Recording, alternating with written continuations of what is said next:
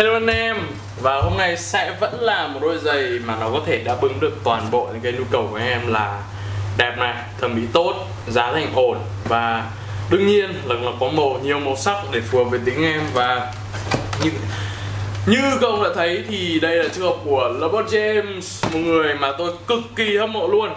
Và cái intro của cái CD sneaker tôi cũng lấy từ cái màu của hộp của Lebron trông cực kỳ mạnh mẽ luôn. Và không nói nhiều nữa, trên tay đây là đôi Lebron Soldier 11.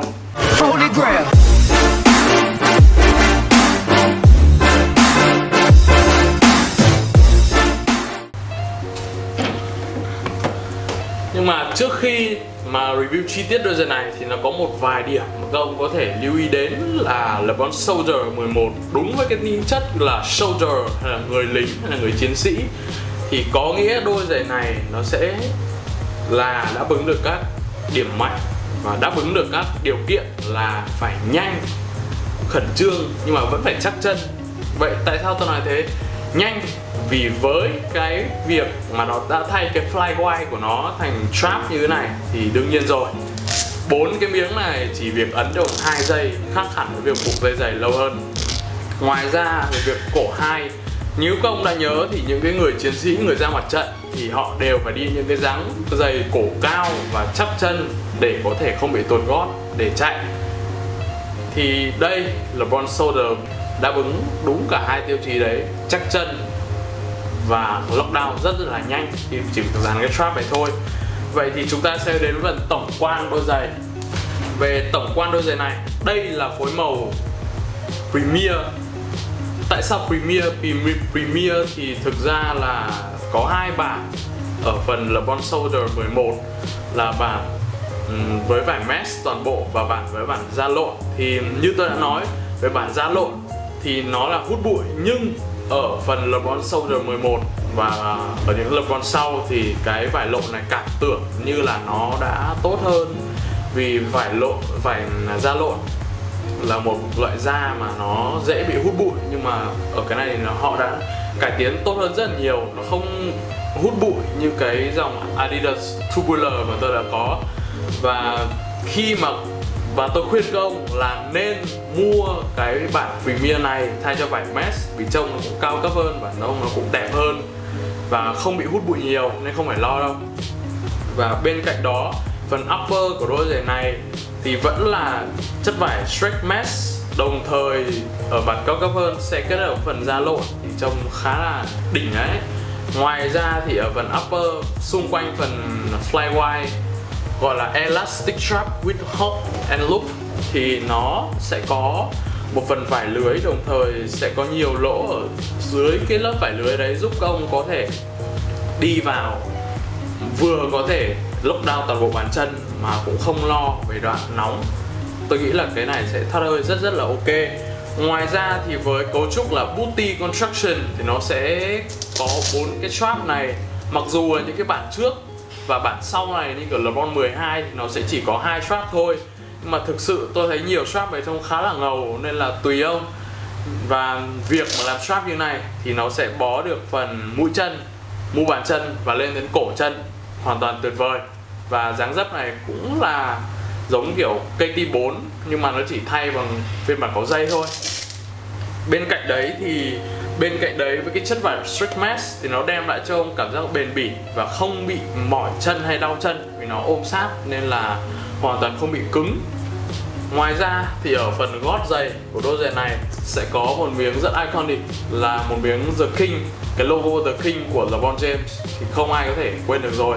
Và theo mình đánh giá thì cái phần held counter là cái phần một miếng nhựa nó lắp giữa phần gót này để có thể ổn định gót cho các ông, thì cái miếng gót này mặc dù là nó không cao lên tới tận đây, nó chỉ cao lên giữa này thôi, nhưng mà nó lại mang cho cảm giác lockdown cực kỳ ổn và không phải lo về đoạn tuột gót. Đó.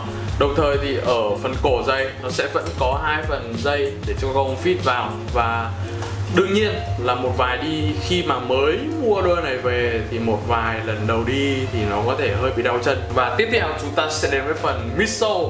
Phần midsole của đôi giày này sẽ không phải nói quá gì nhiều, sẽ vẫn là 2 miếng zoom Nike zoom ở phần gót và miếng Nike zoom ở phần mu bàn chân.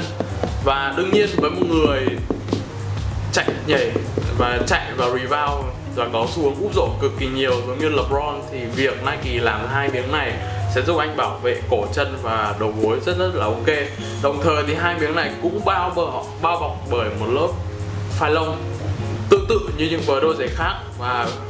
Và đây là một màu găm. Găm thực ra là chỉ ở đế thôi, nhưng mà nó phần da lộn nó cũng đồng màu luôn, nên là mình gọi chung là găm. Ngoài ra sẽ có một dấu Nike màu vàng được để ở ngoài. Và chúng ta sẽ đến vào traction. Chắc chắn các ông rất quan tâm về dòng giày cày cuốc và hiệu năng tốt.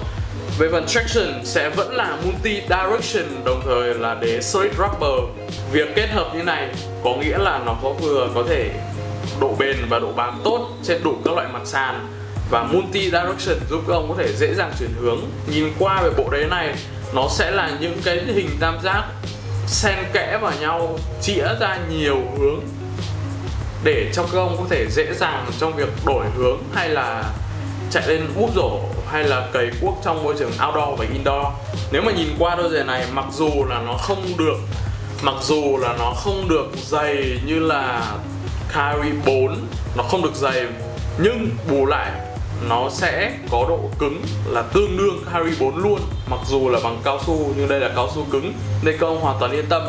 Nó có thể cày được trong môi trường outdoor, indoor, sàn bụi hay sàn sạch thì độ bám nó vẫn là cực kỳ ok.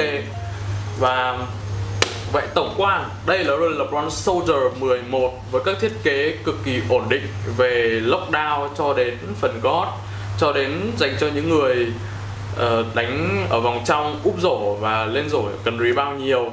Và điểm yếu của đôi giày này chỉ duy nhất và có thể dễ khắc phục nhất theo tôi, đấy chính là khi các ông đi đôi giày này vào một thời gian thì phần strap này, tôi thấy nhiều người phàn nàn nó sẽ bị bung ra ở phần strap. Nhưng mà phần strap này bung ra thì cũng dễ hiểu thôi, các ông chuyển cúi xuống xong rồi ấn nó vào là xong.